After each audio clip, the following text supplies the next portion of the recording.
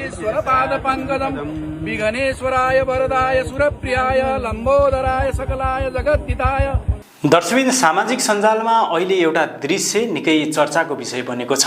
रुख काट्न पुगेका थिए कर्मचारी, तर अचानक अड्क्यो काम। त्यसपछि नेपाल प्रहरीका असैले मन्त्र उच्चारण गरेपछि सबैजना चकित भएका छन्। हो, यो दृश्य अहिले सामाजिक सञ्जालमा निकै चर्चामा छ। रुख काट्नका लागि सिडिओ सहित केही व्यक्तिहरू तयारी अवस्थामा थिए। वातावरण सामान्य नै देखिन्थ्यो, तर त्यही बेला नजिकै रहेका नेपाल प्रहरीका एक असैले मन्त्र उच्चारण गर्न थालेपछि त्यहाँ उपस्थित सबै मानिसहरू अचम्ममा परे। सामान्यतया प्रहरीलाई सुरक्षा र कानुनी व्यवस्थासँग जोडेर हेर्ने गरिन्छ, तर यो घटनाले एउटा फरक सन्देश दिएको छ। सिप, ज्ञान र संस्कार जुनसुकै पेशा र जुनसुकै अवस्थामा पनि काम लाग्ने रहेछ। स्थानीयहरूका अनुसार असैले यो मन्त्र उच्चारण गरेपछि वातावरण नै फरक बनेको थियो। कतिपयले यसलाई धार्मिक आस्था र संस्कृतिप्रतिको सम्मानका रूपमा लिएका छन् भने सामाजिक सञ्जालमा धेरैले प्रहरीको व्यवहारको प्रशंसा गरिरहेका छन्।